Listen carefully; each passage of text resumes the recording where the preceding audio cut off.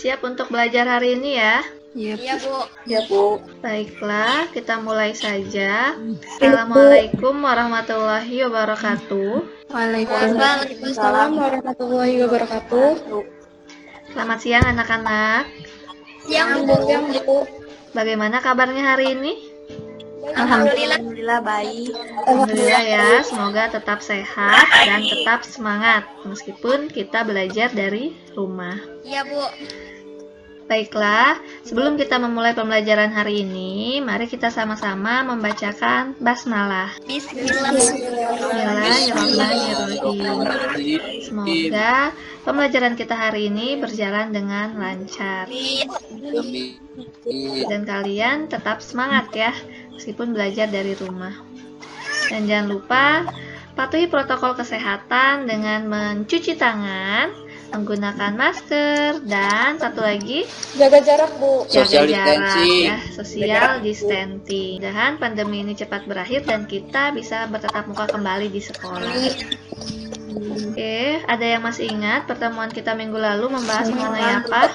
Modal, Bu.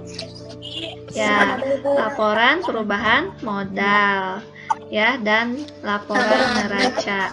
Apa hubungannya dengan pertemuan kita kali ini? Yaitu kita akan membahas mengenai laporan arus kas ya, yang termasuk ke dalam laporan keuangan ya.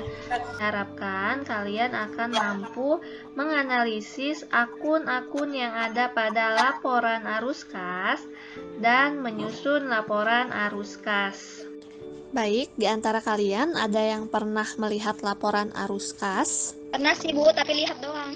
Nah, kira-kira menurut kalian, perlukah sebuah perusahaan untuk membuat laporan arus kas? Perlu, Bu. Jika diperlukan, kira-kira apa kegunaan dari laporan arus kas itu untuk perusahaan? Buat jadi kita bisa tahu gitu, Aliran keluar kita bisa mengetahui aliran kasnya atau aliran keuangannya, Bu. Ya, tepat sekali ya. Jadi kegunaan laporan arus kas itu sendiri nanti bisa untuk mengetahui aliran kasnya. Mana yang masuk, mana yang keluar ya selama periode tertentu ya.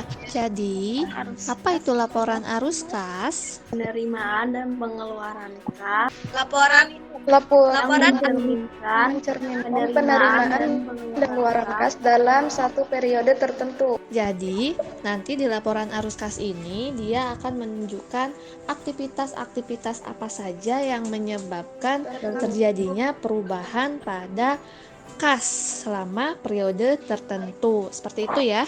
Komponen-komponen laporan arus kas yang pertama itu ada aktivitas operasi yang berasal dari kegiatan operasional perusahaan.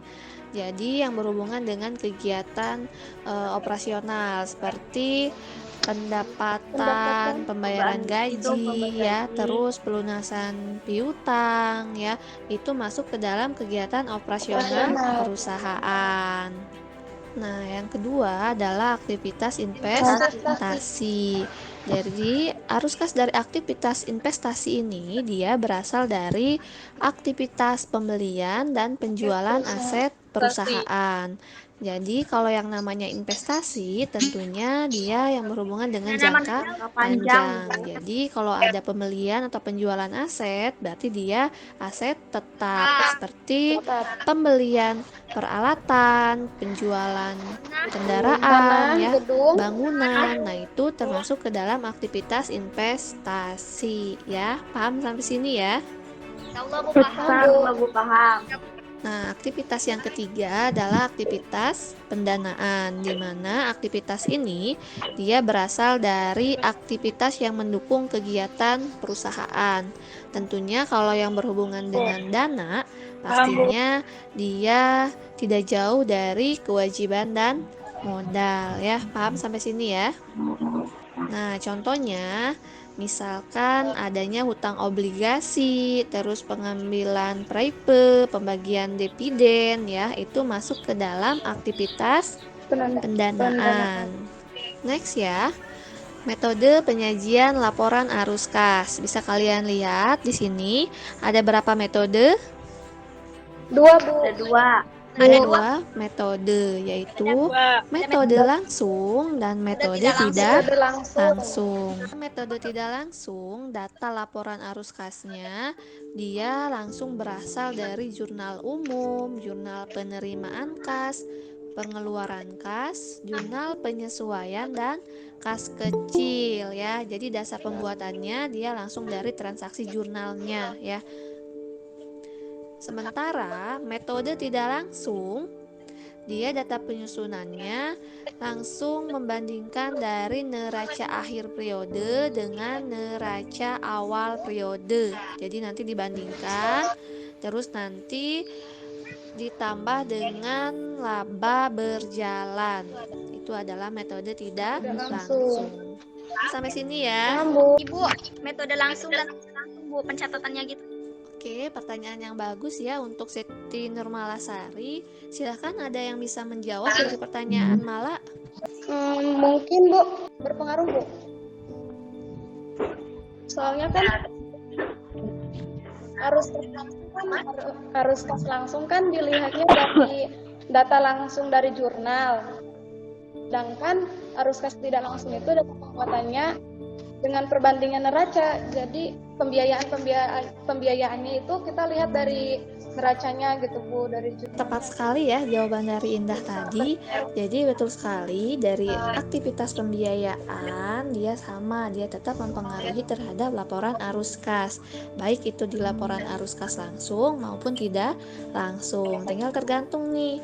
Nah, tinggal dilihat nanti dia pembiayaannya tentang apa. Kalau pembiayaannya mengenai kewajiban hutang jangka panjang, berarti dia masuk ke dalam aktivitas pendanaan. Begitu ya Siti Nurmalasari? Iya Bu. Jadi bagaimana laporan arus kas itu ya? Perhatikan contoh soal arus kas yang ada di layar ya.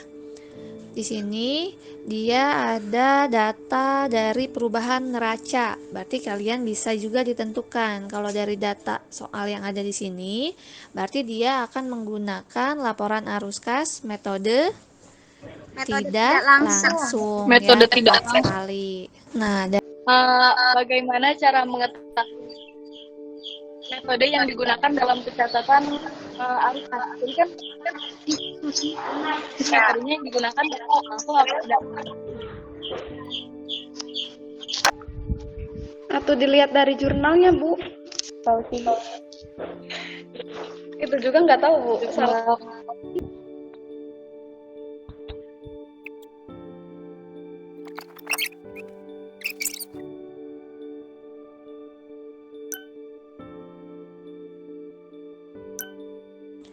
Oke, sudah siap ya? Silakan siapa dulu yang mau mempresentasikan hasil kerja kelompoknya yang sudah kalian kerjakan tadi di e-learning Moodle? Bu. Sudah Ibu. Iya Bu. Kelompok satu dulu lah Bu, kan nomor 2. Tuh kelompok. Dari kelompok satu Ibu. Oke, silahkan. Oke. Perkenalkan, nama saya Reza Kurniawan, perwakilan dari kelompok 1. Izin mempresentasikan laporan arus kas yang telah kami kerjakan di LKPD tadi dan telah kami diskusikan bersama. Silahkan. Nah, di sini kami membuat laporan arus kas dari Bengkel Indah periode 31 Desember 2018 yang soalnya sudah di LKPD tadi ya, yang ada di modal. Di sini laba bersihnya yaitu 8 juta, bersih dari aktivitas operasional yaitu 2 juta. Kemudian arus kas dari aktivitas investasi penambahan tidak ada, pengurangan adanya pembelian peralatan sebesar 25 juta. Jadi arus kas bersih dari aktivitas investasi itu 25 juta, itu pembelian peralatan. Selanjutnya arus kas dari aktivitas pendanaan, penambahan tidak ada, pengurangan bersih dari aktivitas tersebut yaitu 2 juta, penurunan kas bersih 25 juta, itu 35 juta Ibu.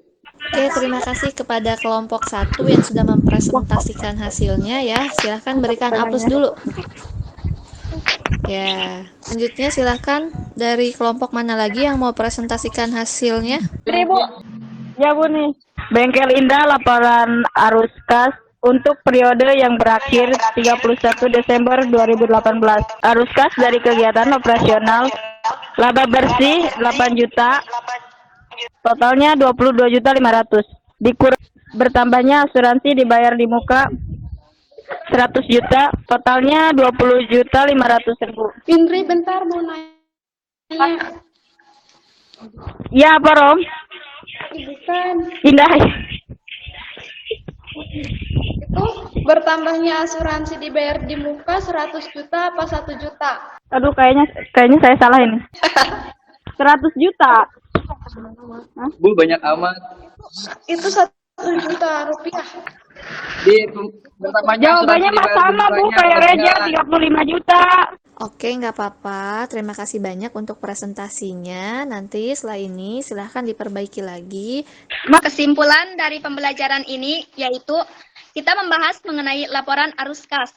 Jadi laporan arus kas sendiri yaitu bagian dari keuangan suatu perusahaan yang dihasilkan pada suatu periode akuntansi yang menunjukkan aliran masuk dan keluar kas perusahaan.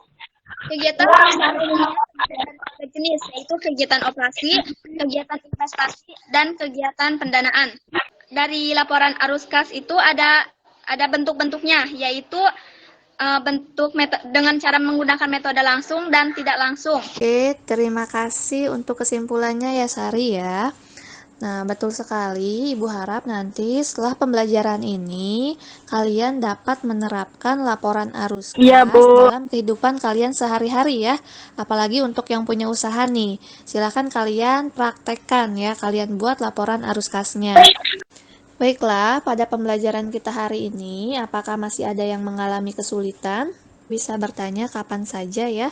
Boleh nanti kita berdiskusi juga di WA group. Sebelum itu, masih ada waktu. Silahkan kalian isi evaluasi yang ada di e-learning Moodle ya dengan waktu 15 menit. Silahkan kalian kerjakan. Selanjutnya, kalian nanti bisa baca materi mengenai jurnal penutup untuk pertemuan kita di minggu depan ya. Jadi tetap semangat dan harus rajin belajar ya. Iya, Bu. Baiklah, untuk mengakhiri pembelajaran kita hari ini, mari kita sama-sama membacakan hamdalah. Alhamdulillah. Alhamdulillahirrahmanirrahim. Sampai ketemu minggu depan ya, dan harus tetap semangat belajar meskipun kita belajar dari rumah ya. Dan meskipun kita belajar daring, tetap kalian harus menjadi siswa yang baik ya, menjadi anak yang baik, yang soleh dan solehah tentunya ya. Jadi tetap disiplin ya, mentaati aturan yang ada di sekolah, aturan yang ada di rumah, tetap menjaga nama baik keluarga, nama baik sekolah. Ya, semangat. Assalamualaikum warahmatullahi wabarakatuh. Iya, Bu. Waalaikumsalam warahmatullahi wabarakatuh.